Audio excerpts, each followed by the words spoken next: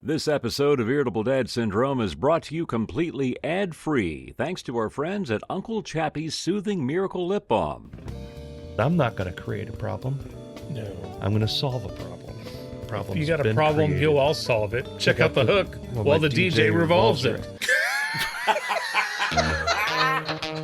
Do you want to go to war, Malaki?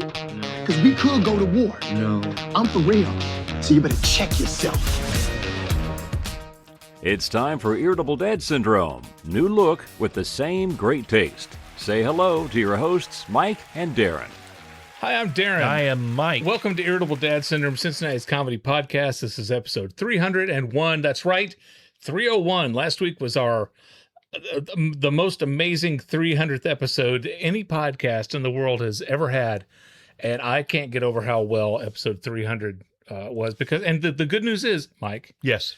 It's only going to keep going up. Only up. Yep. It's the only direction it can go. It's the only direction we can go because we're at rock bottom. Yeah. When you're in the gutter, everything is up. That's not true. We're not in the gutter. We've never been better. We've never been more popular. Yes. Our patrons love us. Our fans love us. I got a letter today from Courtney Linton Jurgen praising us. How great episode 300 is. She listens to it at work. She's supposed to be at work at her little desk there in Johnson City, Tennessee. She's supposed to be working, but what is she doing? She's listening to our podcast instead. Thank you. She's getting paid to listen to our podcast. Send some of that scratch our way. Also, I got a very good review of our first 3 episodes. Oh, from who? From Bess. No, okay. But it was an interesting review. It wasn't because I noticed we got a download for episode 1. Okay. And then another one for 2. I was like, somebody new is making it through a catalog. God love 'em. Usually when you see that happen, they get to episode 7 and they stop because they think the podcast ended. Right. And she walked into the room the other day and she said, episode 1 is not bad. I like it. It's good. It's not a bad episode at all. She said, I was laughing. Yeah. I was like, well, that's good. That's one of when you make a comedy podcast, laughing is one of the benefits. Yeah. It's one of at least the top 3. So I'm going to stop poo-pooing the first 150 episodes like I have in the past and tell people to go back. I've been poo-pooing like the first 10 or 12 or something, but I've went back, and granted, this is a biased opinion, but I think we told funny stories. The quality of those first 10, that's my problem with the first 10 episodes, is that the quality isn't great. We only had one microphone, but the heart of the podcast is there. And boy, howdy, did we still give it all. So we talk about all kinds of different things we do. On our show. A variety. We are a buffet of conversation. And I am responsible for the video portion, and I collect snippets and put them out there into the void. The ether. To bring people to the full episodes. Yeah. Fun fact, sometimes they do come and listen to the full episodes. Oh, good. And some of the things that hit really well with us are our talks about music, movies. Yeah. And then when people like it when we get into fights with each other about pancakes. Right. And so anyway, where I'm coming at you with is, if you looked at the title of this episode, which is, you may be thinking that's all they're going to be talking about. No, it's not. We'll probably talk about 15 different things. I'm assuming we will. I don't yet know what we're going to talk about. We always do. Yeah. The point is the point. And I think I've said that too many times. You might have to cut out the number. The point is I always do. The point is the point. The point. The point is, Mike. We have so many episodes at this point about so many different topics and so many subtopics within those topics. It's easy for you to say. It's time for you, if you have not yet, to go to our website, irritabledadsyndrome.com, and use the search function. Yeah. Let me tell you, we spend tons of time putting transcripts and all these things together in our website.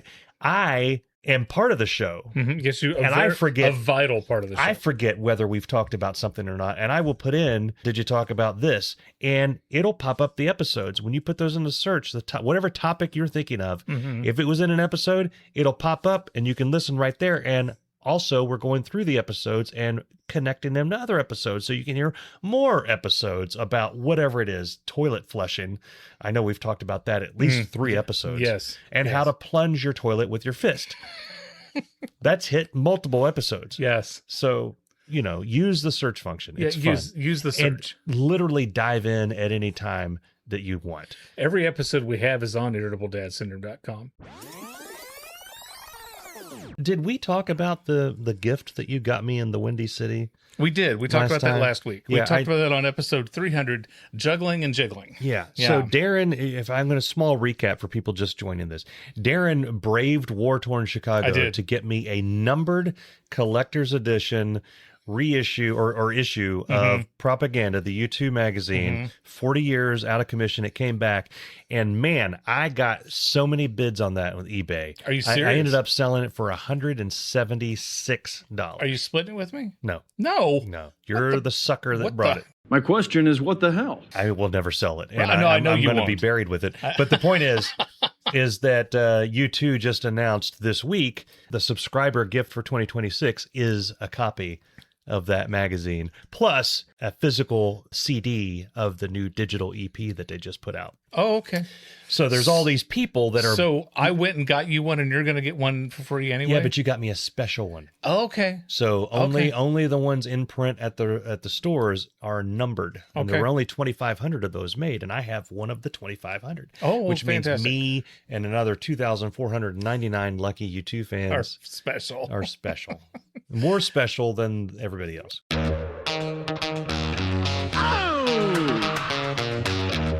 I was going to mention that last week on episode 300, I was talking about being in Chicago and taking the Pedway, which is an underground tunnel, an underground series of a network of sidewalk underground Chicago, right? Yeah. Well, we had Chris and Jason in the studio with us.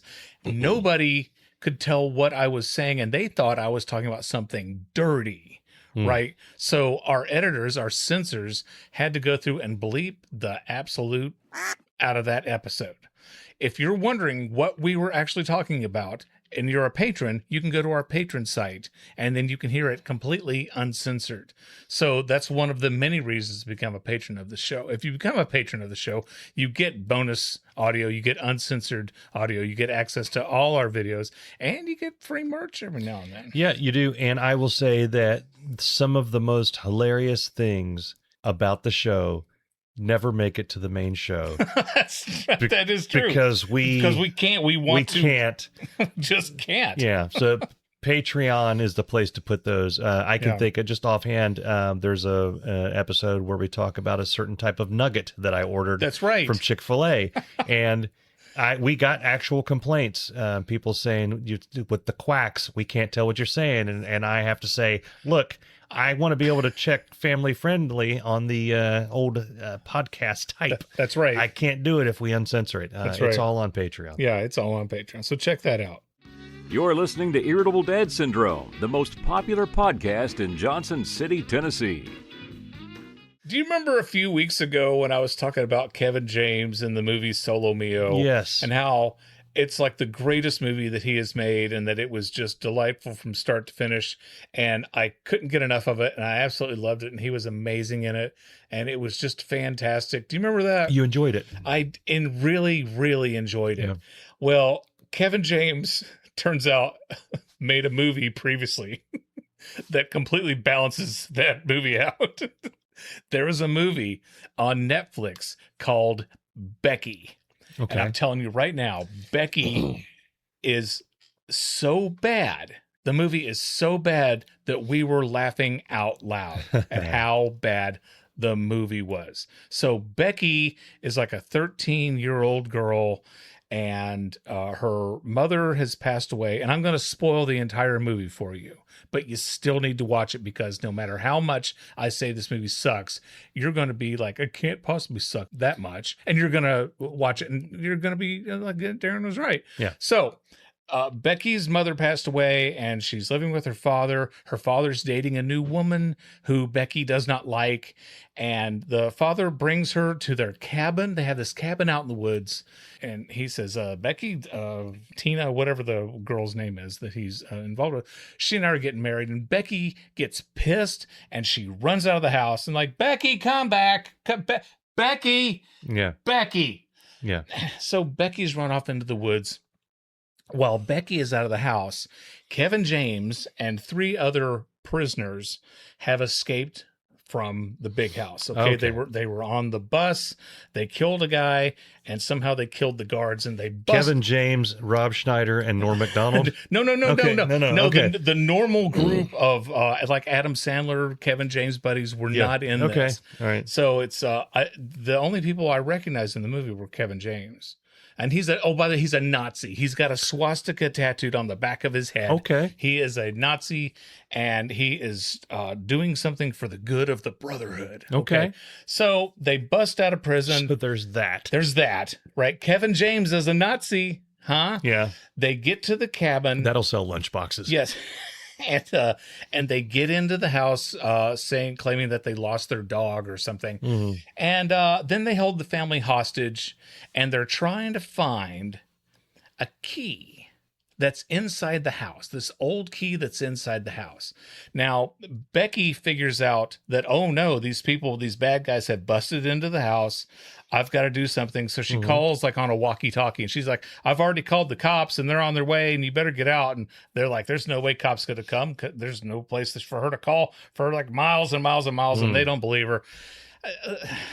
Long story short, Becky she kills one guy. She stabs him in the neck with a ruler. Whoa. Yeah, she stabs him in the neck with a broken ruler, and then she repeatedly steps on the side of his neck until blood is literally gushing everywhere, right?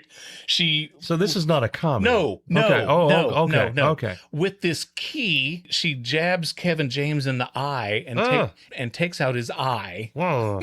Right? Okay. So his eye is like hanging out of his head, and he's trying to cut the rest of it off with scissors, and then eventually just hacks it with the steak knife. But Libby and my mom and I are like in disbelief. Because this is a Kevin James movie. Now, in fairness, when I was going through Netflix and looking at the thing, I saw that Becky, I'm like, oh, it stars Kevin James. Looks like it's a drama. Yeah. Okay.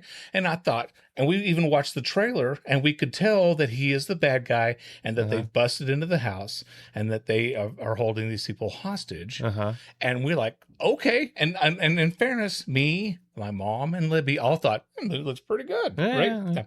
It wasn't. No. It absolutely wasn't.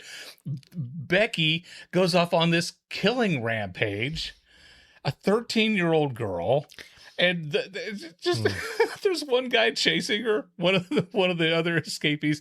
He's chasing her, and she runs out onto the dock and gets in the boat, and he's trying to jump, and he gets into the boat, and she kicks him. He falls into the water. Guess what? He can't swim. Of course. Yeah. He's standing in 4 feet of water, drowning. All right. And I won't tell you how she kills him. I won't tell you how she kills the other person. What bothered us the most, and this is the spoiler of all spoilers, we never find out why they needed the key or why the key was in that house. So it ended, and we're all like, hey, what happened? So the lore yeah, was lacking. It was horrible. Okay. But honestly, watching this 13-year-old girl going just completely mental on these guys, So so bad. It was so bad. And at one point, her dad said, run to the neighbor's house and call the police from there. And what does Becky do? She does. I mean, she gets in the woods and she runs and runs and runs. And then she finds a place to sit and reflect. And she's sitting on top of this rock that overlooks like a valley, like a river or something. And she's just sitting there. Yeah. Just like, oh, like, God, I wish my mom was here, and I wish Dad wasn't marrying that girl, and whatever. And then what? The bad guys find her because she's just sitting there. That would drive me nuts. It's one of the reasons I can't stand musicals. It's tone deaf. She's being chased, and she decides to sit and reflect. She's just like sitting there, reflecting. A musical will have two people getting ready to kill each other, and then they just break into song. Right. I'm like, come on. I saw an excellent movie. Before we go off track. Okay. The father's girlfriend has a son, a little boy, and he's like 5 years old. I think his name is Tay. Okay? Tay. And the bad guys break into the house, and they're holding everybody hostage. They've shot the woman in the leg. Okay. So she's sitting there hoping she doesn't bleed out. And Tay is just sitting there next to her. And 4 or 5 times in the movie, she leans over, "It's going to be okay, honey." Tay's not phased at all. He's just sitting there staring aimlessly. Yeah. He's not shaking. He's not scared. He's not crying. He's literally just sitting there. It is such a bad movie. I haven't given a movie on this podcast such a horrible review since The Banshees of Inisherin. Okay. And that episode, that's true. He likes to keep the goat in the house. Yeah. No, he likes to keep the donkey in the house is the name of that episode. Yeah. This movie, honest to God, so bad, we were laughing hysterically. So now I feel like I need to check it out because I get to do my favorite thing, which is like you'll love it, and then come back and just lord that over you. Well, you didn't like it, Darin, because you didn't understand that Becky is symbolic of the church in the 19th century. Have you heard of Louis Theroux? I think so. Yeah, he put out a new documentary. It's on Netflix. So I never watch Netflix. Bess and the kids, everybody's all over Netflix. Like once every 3 months, I'll come down here and you hear, it's like, and Mike's watching something on Netflix, and usually I just watch something I've seen 1,000 times in a row. Right. I watched The Irishman was the last thing I watched on it before this. I still haven't seen that. I've seen it 3 times now. Okay. And it's very, very, very, very, very, very, very, very long. But I was waiting for you to say good. It is good. It's excellent, but you got to really like Martin Scorsese. There was a guy on X on Twitter who said, "I won't watch The Irishman; it's too long, but I'll binge watch 8 episodes of The Sopranos." So the first time watching it, you have to watch it at least twice, because the first time you're watching it, the whole time you'll be like, "That's not Robert De Niro. Is that Robert De Niro? Wait, is that Al Pacino?" I hear how they de-age them. It's weird. Yeah. It's very, like, you forget, even though you're watching Robert De Niro on screen, you forget what he looks like. And the same thing happens with Joe Pesci. Al Pacino looks like Al Pacino. Right. But he talks, he's got an accent. He plays Jimmy Hoffa in the movie. Okay. He's got that accent, and the whole time you're like, that's not De Niro speak. I see De Niro, or that's not Al Pacino. I see him, but I don't hear him coming out of his mouth. Well, I heard that he had done a scene like 10, 12 times or something, and was under the impression that he got it because he liked it. But then Mr. Scorsese said, "You didn't do it like a 30-year-old." So the reason I'm telling you that is because the first time you watch it, you're going to miss the movie. Okay. You're going to be thinking about that stuff so much, you're not going to know what's happening. Plus, you're going to have to watch it over the span of about 3 weeks to get through it. You'll forget everything. Right. The second time you watch it, you'll get the general gist. The third time, that's when it becomes a masterpiece. Right, but anyway, Louis Theroux, he just released the first documentary that he's done in a long time. I don't know what's been happening to him in his personal life. I don't know if he got some kind of diagnosis. And when I say I don't know, I'm literally don't know. Right. But he looks like he's been through something. Right. Okay. But he looks fine and everything. He just looks like he's been through something. But it's called the manosphere. Have you heard of the manosphere? I have not. So that's like the toxic masculinity thing. The bro, we're gonna, we're gonna make all the money. We're gonna do all the stuff. So they're gonna make all the money, and do all the stuff. Okay, got it. He follows like 3 or 4 of them. I'm tuned into them because I see them like pop up around the internet, and I follow a few creators that, you know, make fun of them or say, hey, look at what this guy's doing now. So I'm actually familiar with some of them. Right. Andrew Tate's one of them, but he doesn't follow Andrew Tate around on this thing.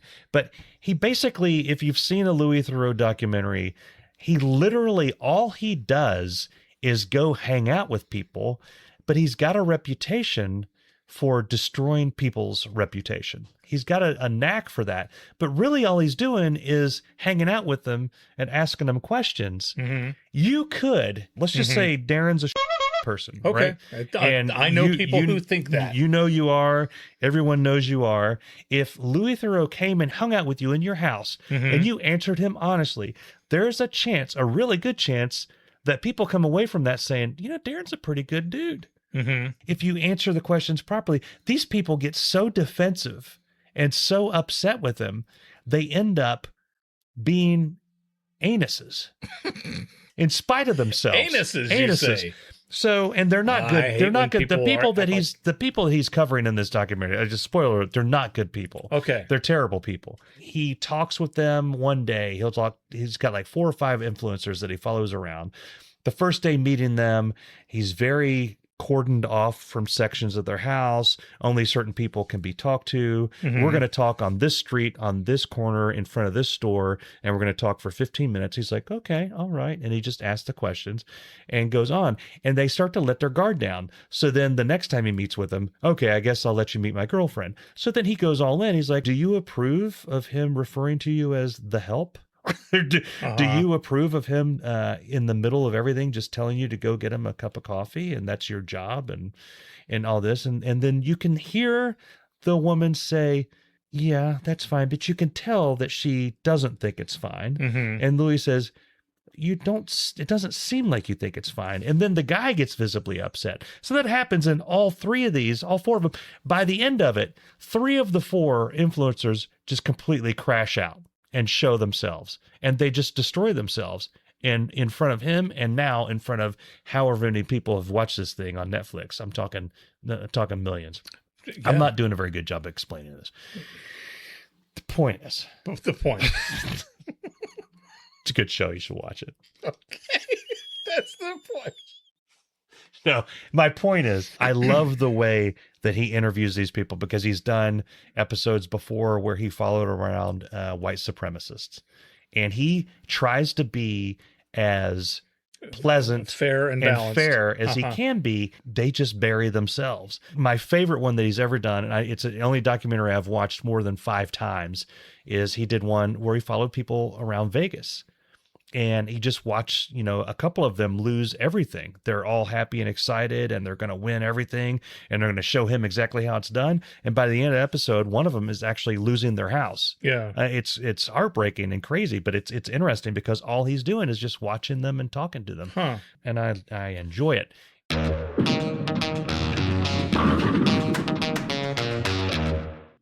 Speaking of documentaries, I was watching the Oscars on Sunday, and I know you don't watch the Oscars, but I was watching the Oscars. I watched some, and the category of Best Documentary Feature came up, and I never, not since Hoop Dreams has a documentary, and I think Hoop Dreams was nominated for Best Documentary Feature.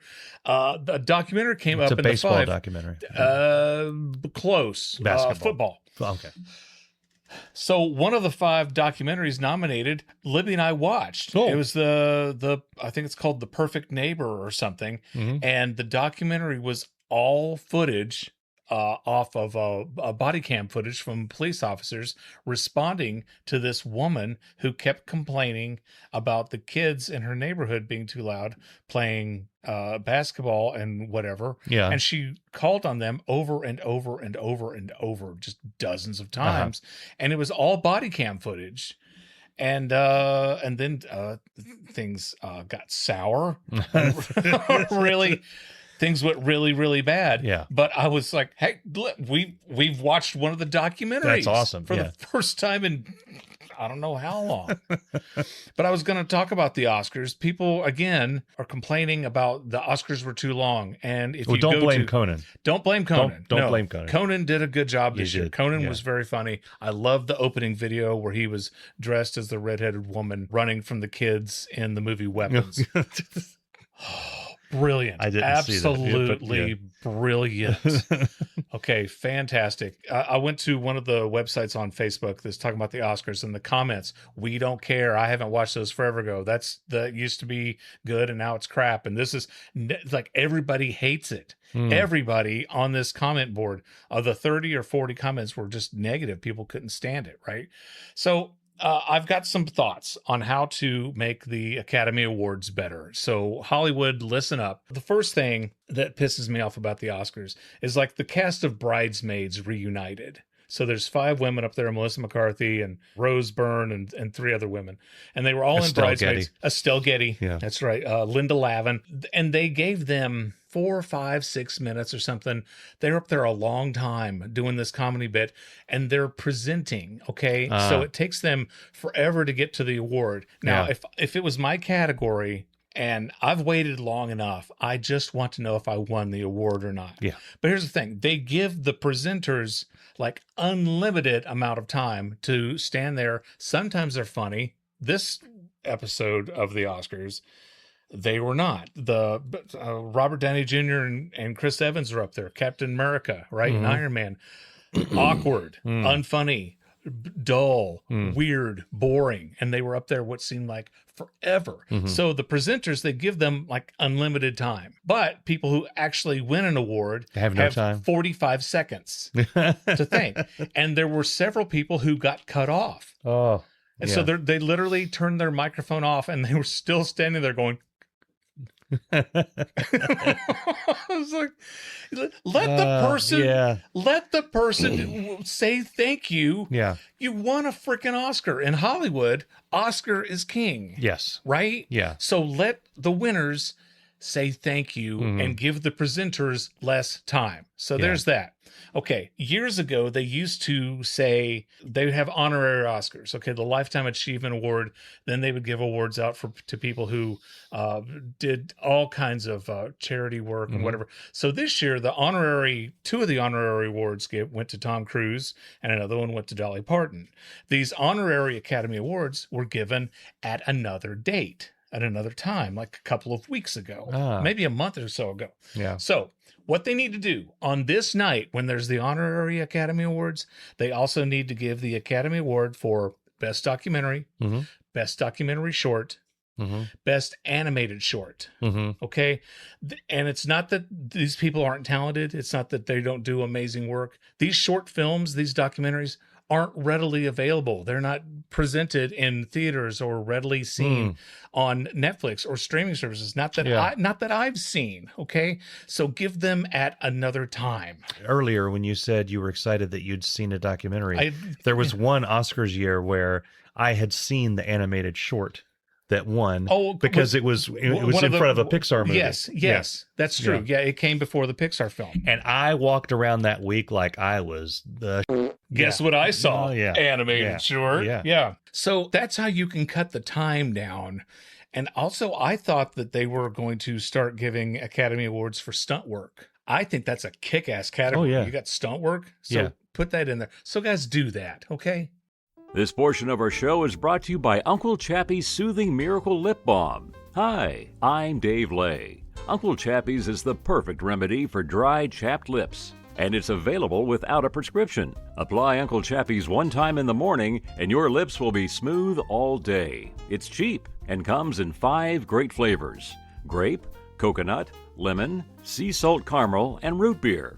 Buy a stick of Uncle Chappie's Soothing Miracle Lip Balm today. And if you're not happy, they'll refund your money, no questions asked. Uncle Chappie's Smoothing Miracle Lip Balm, the lip balm of the future. Now back to you guys in the studio. Can we talk about Leonardo DiCaprio's mustache for a minute? It's got to be for a movie. He looks good. I don't like it. It makes me upset. because he looks good with it. I've always been of the opinion that no one looks good with a mustache, right? And then Chris Cornell started his, and I'm like, okay, we'll do a pass, but only because he's got the goatee. And then he started shaving. Then he just had like the soul patch. It's like he still has that, right? But he's got the he's okay, right? And then Pedro Pascal. Yes. I was like, okay, there's another, but only because he looks like Burt Reynolds. That's true. Right? Burt Reynolds, Tom Selleck, these guys are grandfathered Burt Reynolds in. and Tom Selleck, Tom Selleck, had the best flipping mustaches. But new people are not allowed, right? I think Tom Hanks grew a mustache for something, and I'm like, I don't know about that. Didn't he have one for, was it Captain Phillips? Or no, was it it's when he played Walt Disney, right? Yeah, and that one unnerved me. It did. Right? Yeah. It helped foster or continue to foster this belief that no one looks good with a mustache. Right. Then I start seeing clips from this year's Oscars, and there's Leonardo DiCaprio looking fantastic with a mustache. Yeah. And he looks younger than me now, and that bothers me. He's a year older than me, and he looks younger, and he looks fantastic with a mustache. He's a good-looking guy. I don't know what their gripe is. I think he's a very good-looking guy. And he's an excellent actor. He's a very good actor. And Leonardo DiCaprio is one of those people where if I ever met him, I would have to tell him that I am proud of him.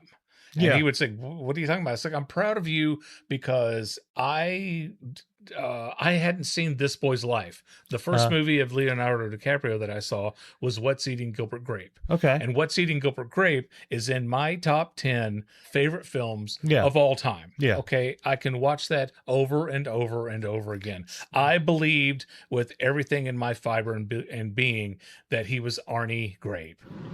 A big party, huh, Gilbert? Yep. When is that party coming? 6 days. 6 days is my party, and I'm coming 18. I'm 18, and you're not invited.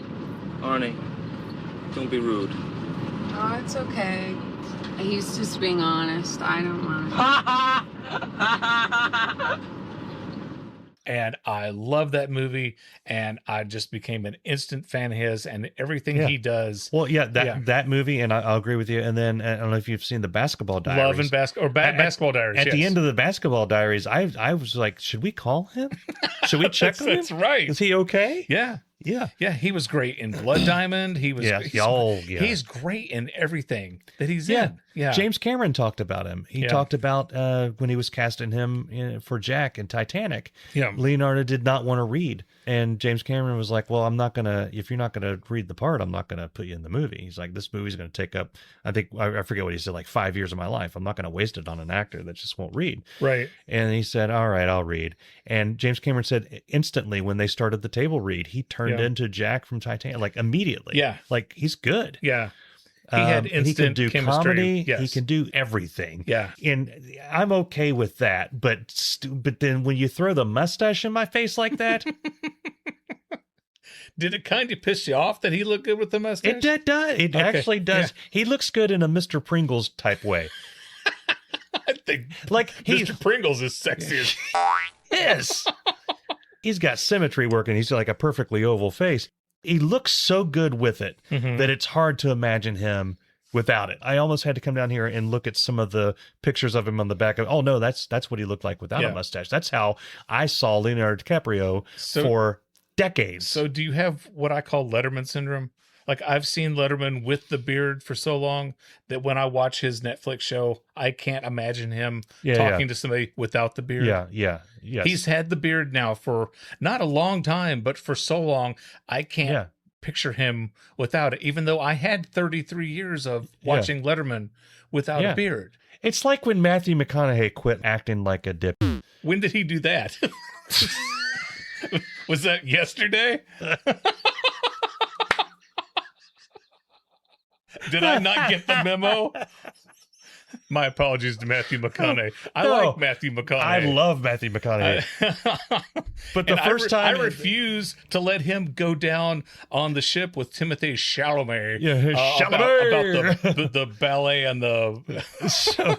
I don't know. I don't even know what that is. I've seen some clips. Timothée Chalamet said that the ballet and the opera were crap or something like that.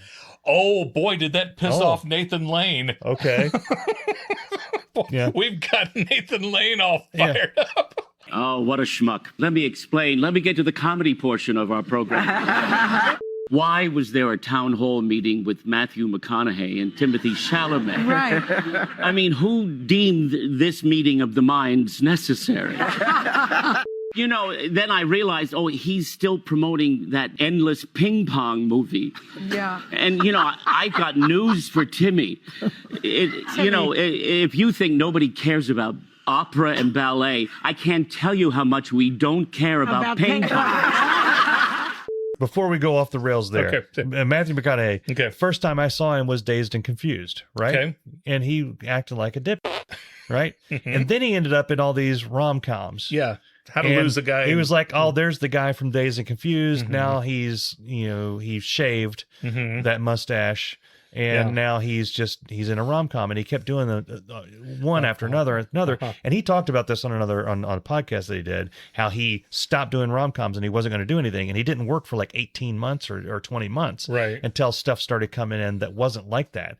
And then I don't know what, it was somewhere around there. For me, it was, I want to say Interstellar.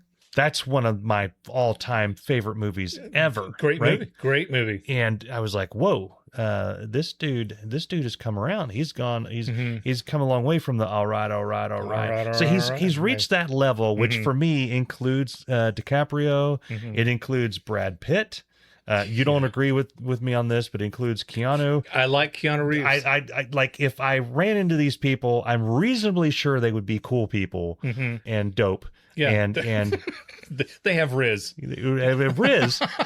And what bothers me about DiCaprio's mustache is now I would feel uncomfortable around him. He's rich. He's an actor. He's got a lot of money. He's got a lot of je ne sais quoi. He does. But that mustache just rubs it right in your face. One more good thing about Leonardo DiCaprio. You know how much I love David Letterman, right? Yeah. I've mentioned that on the show many, many times. I have a deep fondness and admiration for David Letterman. I think Leonardo DiCaprio was only on his show one time. I don't remember what movie he was promoting, but good Lord, Dave would not stop interrupting him. And Leonardo is trying as hard as he can to tell a story. Did that remind you of cooking beans? Did you cook some beans? Or did you got any gum? It was exactly like Norm Macdonald's impression. And Leo was cool and was playing along. I remember I was reading all the comments, and like so many people were hating on Letterman, like, let the guy finish the sentence. And I hate to say it, but it's like I kind of agreed with everybody because I wanted to hear Leo tell a story, and he he made it through totally fine. Yeah.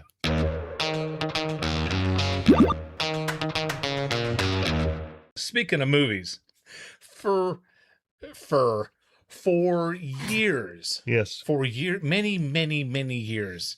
And I have never denied this. I sneak candy and I sneak sodas into the movie theater. I've done this forever. I got busted this weekend. Good. I got busted. Good. Good. Because it pisses me off that you do that. You're making it hard on the rest of us. Why does it piss you off? Because that's why our prices are so high. No, because ne'er-do-wells. I sneak it in because the prices are so high. Yeah. And listen, if I didn't sneak in my drinks, then it's not like I'm going to buy a drink there. I'm not going to buy a drink for $7 that's half ice. Yeah. I'm just not. Yeah. So I'm glad you got caught. I was walking in, and the guy noticed that I had my drinks. He goes, "Oh, sir," and then I kind of like did the sir, and I stopped, and he says, "You can't take those drinks in." And I said, "Serious?" And he goes, yeah, I'm sorry, you can't take the drinks in." And what did I say? I said, quote, "Do you realize how many times we come to this movie theater?" You did the, do you know who I am? Do you know who I am? And he didn't care. He didn't care. He did not care. No. So Johnny Law is going to stop you. With my tail between my legs. I can't believe he actually said something to you. I took my drinks back to the van, and then I walked in, and out of spite, oh my God, and you think I'm spiteful. There was no way in hell my mom was going to buy a drink. Yeah. Mom was pissed. I was pissed. Libby was like, "Oh, honey, I'm sorry. I should have snuck him in my coat." I'm like, "It's not your fault that you didn't sneak him in. It was his fault because he was being a dick about it." Okay. We live, and listen, Tim. I'm listening. Listen. Are you listening? I'm keyed in. We live in a time where going to a motion picture at a theater is ridiculously expensive. Okay, people complain about gouging with gas prices, and people complain about how expensive it is to go to the grocery store, and people complain about, restaurants. It costs a lot to eat out, and then we used to be able, is customary to tip 15%, and now they want you to tip 20%. Okay, they're gouging at the movie theater, and the motion picture industry, they did this to themselves. Everybody used to go to 1 or 2 movies a weekend. It was crazy. Everybody went to the movies. People loved going to the movies.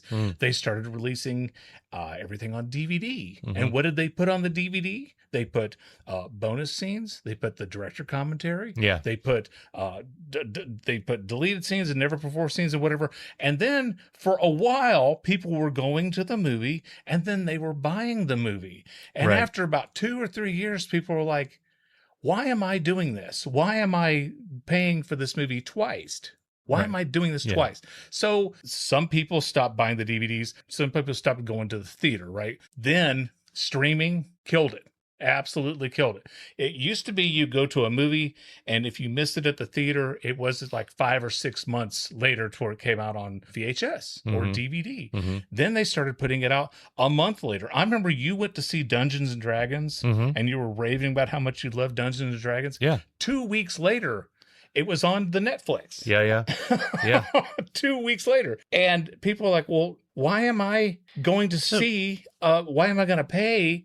It's very expensive. Family of 4, you go to the movies, it costs like $120 if you buy the popcorn and the drink. I think it's gouging. If movie tickets were reasonable, I think more people would go to the theater. People love going to the movie theater, but they're tired of paying a lot of money to go. Yeah. My God, it's so expensive to go to a movie.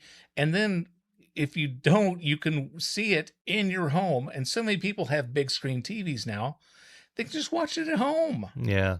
Well, I was going to say there is the aspect of going to see like the big movies with everybody. Yes. Yeah, I mean, it's like, but yeah, going to see the Avengers Endgame in the theater is way different than going to see Hoppers. Yeah. And I liked Hoppers, the new Pixar film. It's really, really good. The last time Libby and I went to a movie, there was 4 of us in the theater. 4. Yeah. And this was at night. Okay. We paid the evening price to see a movie at night, and there were 4 of us in the theater.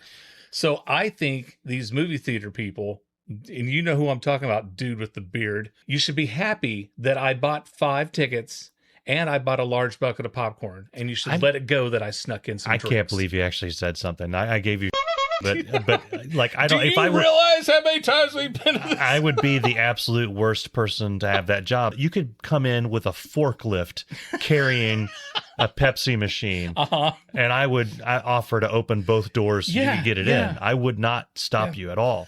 And another thing, when you buy the drinks at the movie, why am I pointing at the camera? I'm pissed. When you buy the drinks, it's half ice. You're paying $7. I don't mind that. I don't mind it. You're weird. You pay $7 for a drink. It shouldn't be half ice. Yeah, you got to keep it cold. I get mad the other way. If they ask me if I want ice, I get really pissed off. I'm like, yes, I want ice. I paid for it. I want ice in there. A little bit of ice. I get about half cup ice, and then the rest people is are gouging. So, speaking of movies, I don't know if you've heard the controversy about Avengers Doomsday and Dune 3. What about the controversy? They are coming out at the same time, and only one. No, it gets better. Are you ready for this one? So, Avengers Doomsday is a big deal. Yeah, it's the first Avengers movie in forever. Robert Downey Jr. is returning. Yes, they have to explain that and all that stuff. So I've heard that Captain America. I've heard that Chris Evans is returning as Scott, no. Baio. Scott Baio. What the hell? Not Captain America. What's Captain America's real name? Chris Evans. His characters. Lee Majors. Yes. Steve Rogers. Steve Rogers. Not Lee Majors. Captain America's my favorite character. I don't know. I'm losing my mind. It's hard to think of a superhero named Steve. I think they should have called him Captain Steve. Anyway, the point is, Captain Steve. Those two movies are coming out not only at the same time, but if you'll remember, only one movie can be IMAX at a time. Mm-hmm. And Dune 3 has been chosen as the one that is IMAX. So you will not be able to see Avengers Doomsday in IMAX. Okay. That's a big thing. Yeah. That's a big deal. I think that's a big deal. Apparently, it's a big deal. If I'm the movie executive, right, and I have to pick which one of those two gets IMAX just on pure greed and like which one's going to bring the most people in, it's got to be Doomsday. Yeah. I mean, I'm a Dune fan. I'm going to see Dune 3. Timothy Chalamet. I don't care where you put it. Chalamet. Yeah. But Timothy Chalamet. But I just assume Avengers should get the It's got to be IMAX. Avengers. Yes. Yeah. It's got to be Avengers. Yeah. Got to be. I mean, Driving Miss Daisy didn't get IMAX. No, it did not. What are you doing? I'm trying to drive you to the stove. I'm not saying Dune 3 is like Driving Miss Daisy. No, I would never make that comparison. But there's similarities. It's time now for the Kroger Story of the Week. I went to Kroger. I'm in the line, getting ready to check out. And there's a woman in front of me, and she's got a little girl. And the little girl, she is being such a big help for her mommy. Okay. She is taking stuff out of the cart and putting it on the conveyor belt. And she is working hard, and she's doing a really good job of taking stuff off and putting it on the cart. And I said, wow, you are being such a good helper. And this little girl says, thank you. She says, I am 8.5 years old. Okay. I looked at her and I said, do you know how old I am? 11. And she gave me that exact look. And she made that exact noise. She and her mom both stared at me. Were you bombed to a mom and her little girl in Kroger? As Adam Sandler would say, I ate it. Adam Sandler was talking about, he opened up for Jerry Seinfeld. Jerry, when he was new, Jerry let him open up for him. And he realized that Jerry did all clean comedy. So he was going to do all clean comedy because he's opening up for Jerry. Yeah. He wasn't used to doing clean comedy. And he says, and I ate it for 15 minutes. And my parents were there and they watched me totally eat it. So ate it. I ate it. The woman and her daughter both stared at me, and it was weird. It was awkward. And the cashier was staring at me. Yeah. And the girl who was bagging groceries. This is the girl who never smiles ever. In all the times that I've seen her at Kroger, she is never, ever smiling. You cracked her up, didn't you? No, she was smiling before I got there. She was smiling while she was bagging somebody else's groceries. Wow. And then this woman in front of me comes up with her daughter, who's the big helper, and the girl who never smiles was actually smiling, and then she stopped smiling. Wow, you created anti-comedy. I had 4 people just like, I don't think he's 11. Does he really think he's 11? And let me back up here a little bit. Every time I do that joke with the kid, it kills. Yeah. It absolutely kills. On Halloween, every Halloween, when kids would come up, what's your costume? If someone's dressed as Spider-Man, I would say, dude, I love your Thor costume. Kids like, I'm not Thor, I'm Spider-Man. Okay. Yeah, and then they get agitated. A little testy. Right. But when I see little kids and I say, how old are you? And they say, I'm 8. And I say, I'm 10. Oh, and I said, my mom thinks I'm big for my age. Yeah. That did not. No. So I totally bombed in a Kroger with a lady, her daughter, the girl bagging groceries, and the cashier. This lady, she leaves before me. So she should be home by the time I'm done going through and getting all my stuff checked out. I get all my stuff checked out. I paid for it. It's in the bags. I go to the car. I'm putting stuff in my car. Who shows up? Who's parked right next to me? The lady and her 8.5-year-old daughter. Just like the audience followed you home. Like, You should have already left. Yeah. And there's 300 other cars in the Kroger parking lot. And this lady who thinks I am weird as hell is parked right next to me. She's literally, and that's Kroger Story of the Week. This has been the Kroger Story of the Week. You've bombed on stage before. Oh, famously. So is it worse bombing personally or bombing on stage? Oh, on stage. Is it? Okay. Oh, yeah. Yeah. Although I don't care anymore. I really don't. I don't. I want to do well. I do. And I'm disappointed. Yeah. Especially if I write a new joke or if I do a particular bit that I'm really proud of. Yeah. I've done a comedy routine that killed in one place and had crickets and tumbleweeds. Yeah.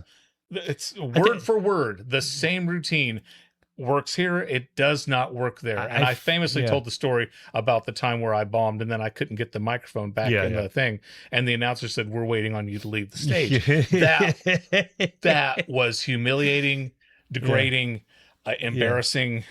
I can't remember who it was. One of the comedian Bill Burr or somebody of that stature was talking about how they got to a point with bombing, or they're at a point with bombing where they enjoy it. Like it's like fun for them if they bomb, because you reach a point, especially when you're at their level, where you never really bomb. That's right. So that when they do, they actually enjoy it. It's like, oh, there actually are live people out there. Exactly. Like, and that's, Adam Sandler was talking about, he's told many stories about just completely bombing, and he just laughs it off now because he's Adam Sandler. Yeah. He's got $1 gazillion. Yeah. You can talk about, but it doesn't. It's like if I do a stand-up routine that totally bombs, like, well, that's fodder for the podcast. Yeah. This podcast, now that I do this is my creative outlet. This is where I try out humor with you, and people enjoy it. I've heard. So this is my comedy outlet here. If I didn't have this, I would probably be doing a lot more stand-up. If the opportunity to do stand-up comes up, I'll take it. So bomb or not, I still do it. I enjoy it.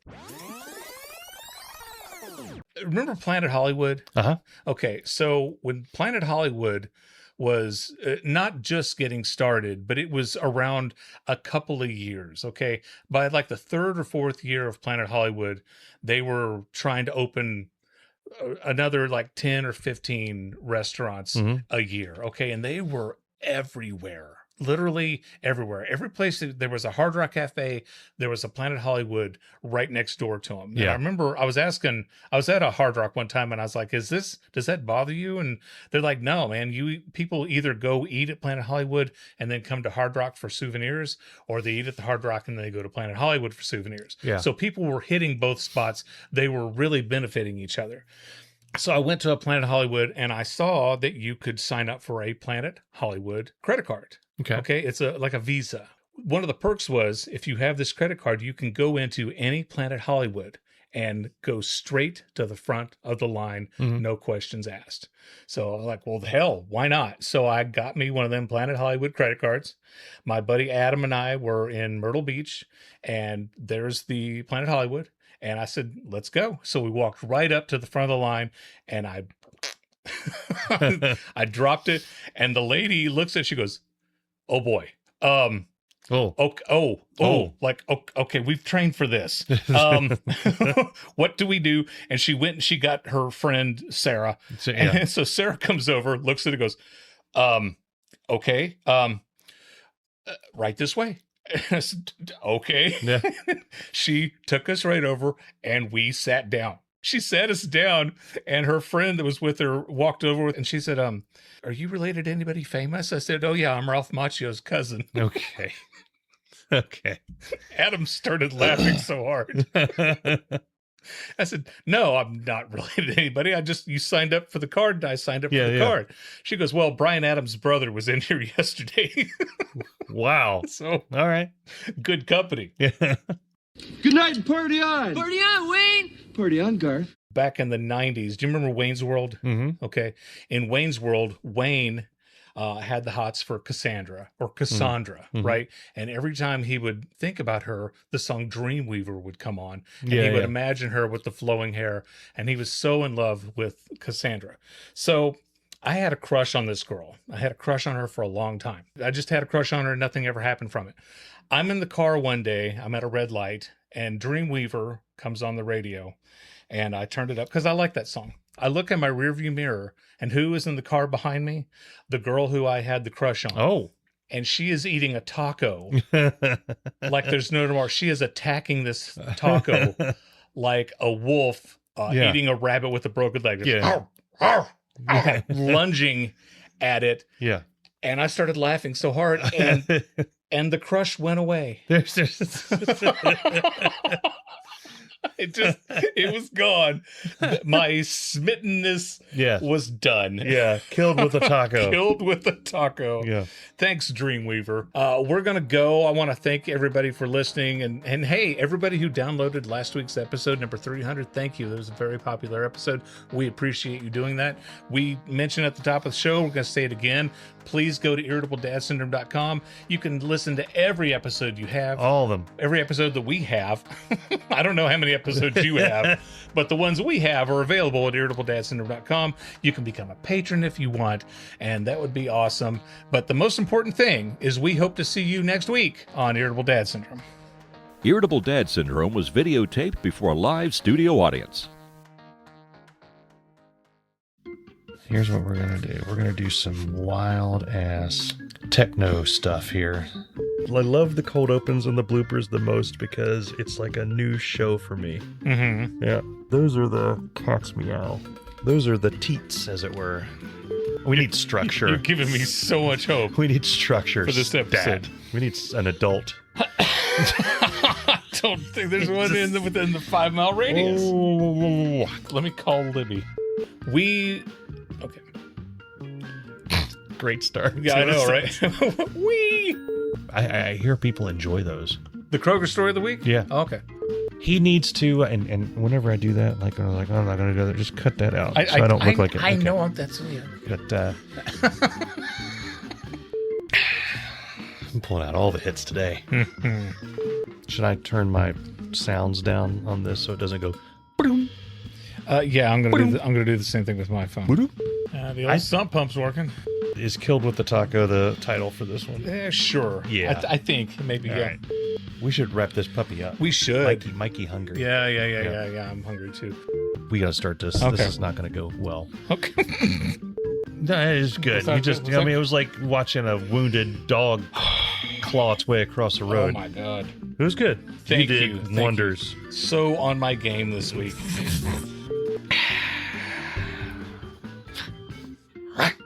So I'm thinking some weed was smoked beforehand. And this may just be a tragic case of terribly unfunny people trying to be funny, which always ends in disaster. Yeah.